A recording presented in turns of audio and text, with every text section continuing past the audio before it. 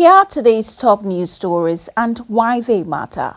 A major street in Senegal's capital, Dakar, will now be named after the country's independence icon, Mamadou Dia. The street, known as Boulevard General de Gaulle, was named after a former French president, Charles de Gaulle. But Senegalese President Diomaye has decided that the street will now no longer bear the name of the former French leader. How significant is this? The renaming is a boost to Diomaye's intention to replace colonial-era monuments and streets with the names of national and African heroes. The renaming of the said street will officially be marked on Friday, April 4, when Senegal celebrates its 65th independence from France. Mamadou Dia was Senegal's first prime minister who was forced to resign and later imprisoned over accusations of attempted coup d'etat.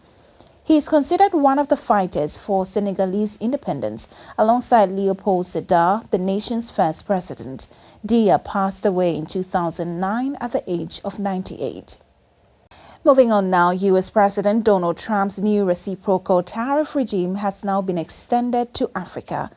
Almost all African countries, including key U.S. trading countries, namely South Africa, Nigeria, Kenya, Angola, and Ghana, have now had tariffs imposed on their exports to the U.S. market. Trump says the measure is designed to counter what his administration views as unfair trade practices. So how is Africa reacting? DW's Thuso Kumalo gauges the mood in Southern Africa. So in South Africa, business really consider the Trump tariffs as a setback. They consider the imposition of a 30% tariff increase on South Africa by the US as a move that will have dire consequences on the country's economy. The US is South Africa's second largest trading partner after China. Trade between the two countries is valued at $23 billion. In 2024, South Africa's exports to the US totaled $14.7 billion. Platinum, pills, stone, glasses, iron, steel, and transportation equipment are part of the long list of the products that South Africa exports to the US.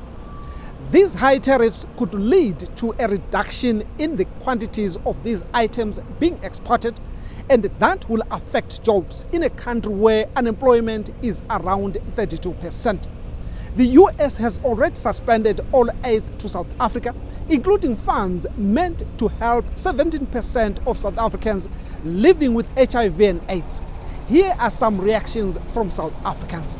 We've done some work that suggests that in the long term, South Africa is likely to become closer and closer to its BRICS partners, particularly Russia and China, and probably further away from its partners in the West. Unfortunately, in this country, we do come from a past where we know what lack of HIV response looks like. It looks like thousands of people dying because they're not getting the treatment that they need or not keeping on the treatment that they need. Thank you, Thuso. And finally, the African Union mediators who have arrived in South Sudan's capital, Juba, will be hoping to make progress with talks aimed at preventing a breakout of another civil war. Tensions have been high following the house arrest of first Vice President Riek Machar last week.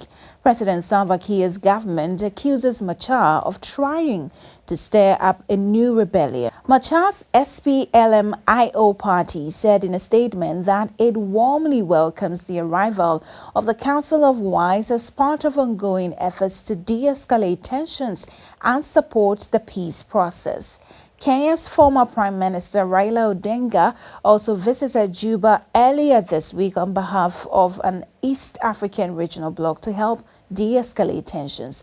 The United Nations and the AU all have expressed worry that recent developments threaten the 2018 peace deal that ended the war in South Sudan.